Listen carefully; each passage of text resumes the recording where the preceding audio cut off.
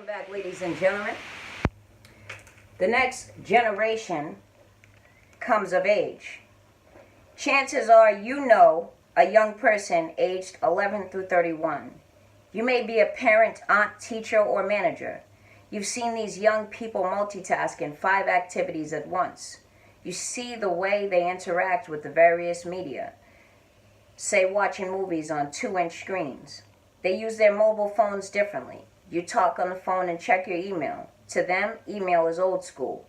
They use the phone to text incessantly, surf the web, find directions, take pictures, and make videos and collaborate. They seem to be on Facebook every chance they get, including at work.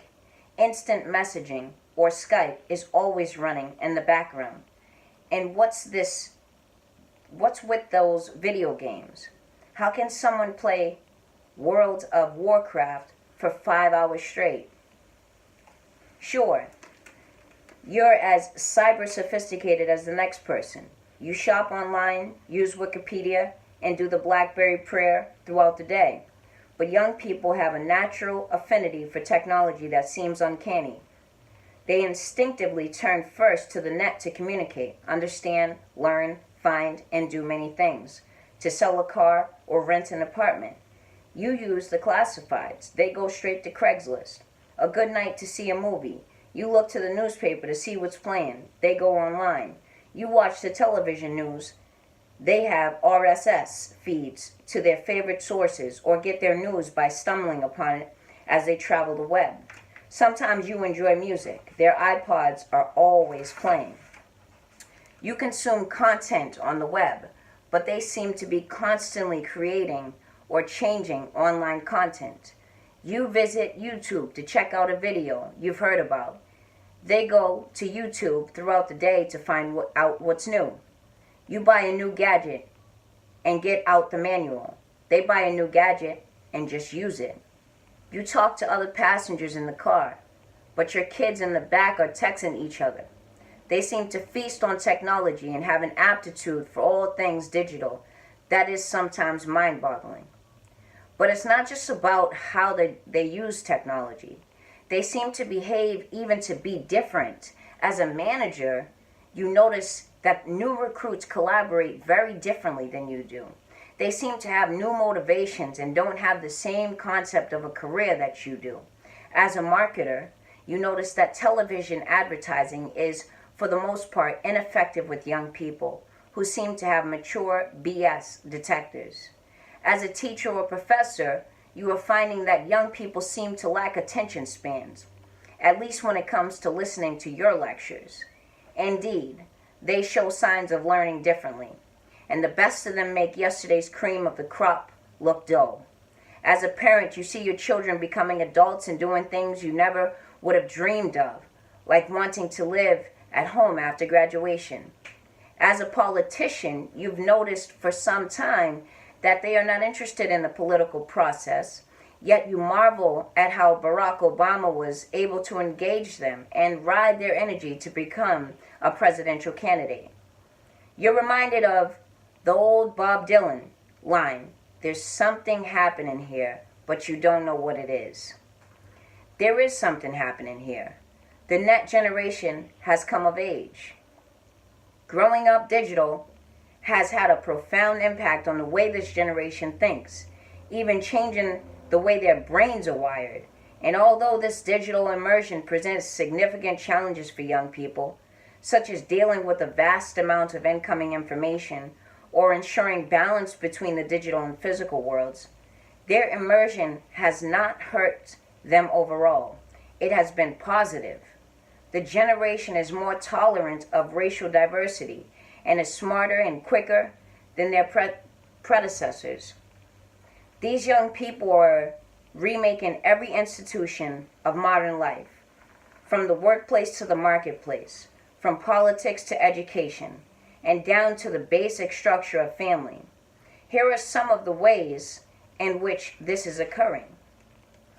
As employees and managers, the net generation is approaching work collaboratively, collapsing the rigid hierarchy and forcing organizations to rethink how they recruit, compensate, develop, and supervise talent. I believe that the very idea of management is changing, with the exodus from corporations to startups just beginning. As consumers, they want to be prosumers, co-innovating products and services with producers. The concept of a brand is in the process of changing forever because of them. In education, they are forcing a change in the model of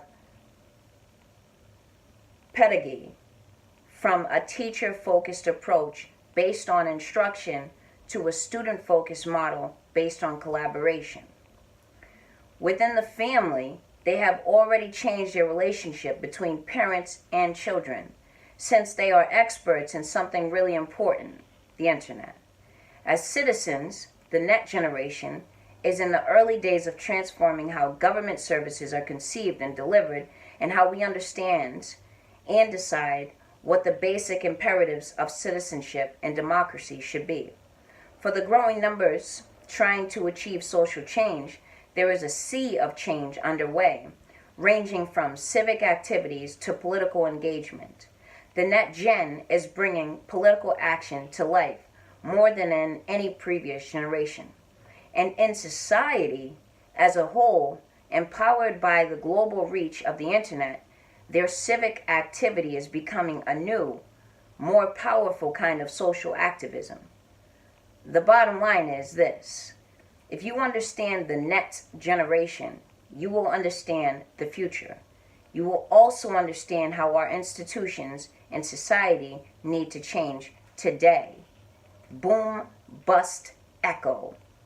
To begin our journey, it's important to understand some earth-shaking demographic facts. The net generation is a distinct generation.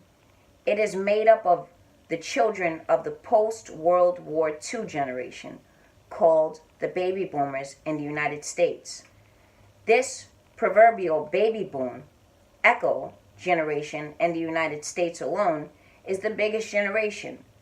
Around the world, there has been an even greater demographic explosion with 81 million members. The baby boom, 1946 through 64.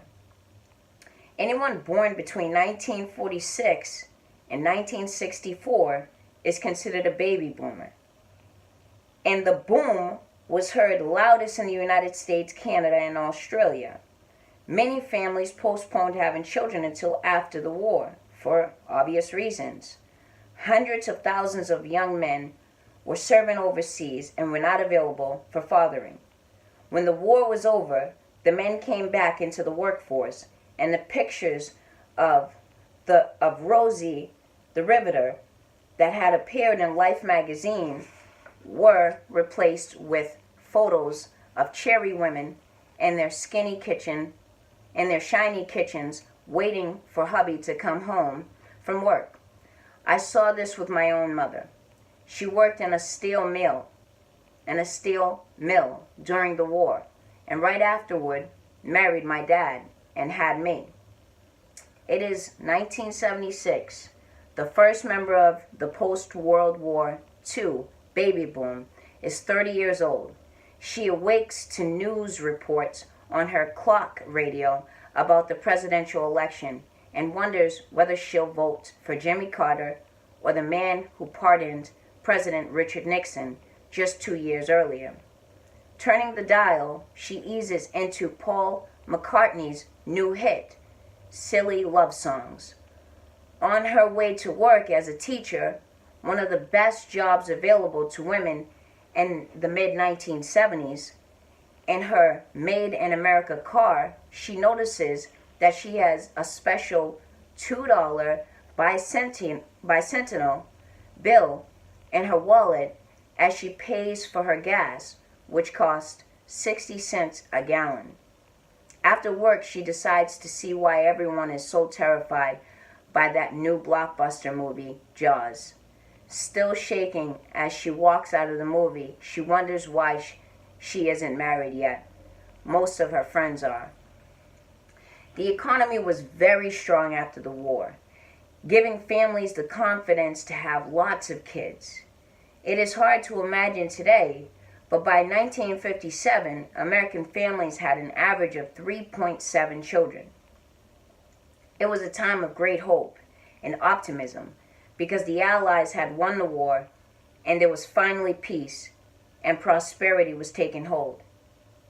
Immigrants flooded into the United States, contributing to population boom, and as their children and great numbers matured, they grew into a powerful culture, social, and political force.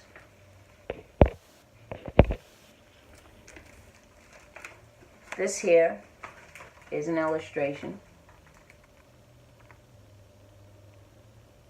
I'm not sure if you can see that well.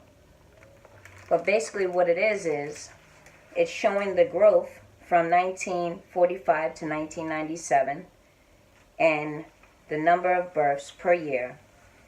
And it's pretty substantial. It's on the rise.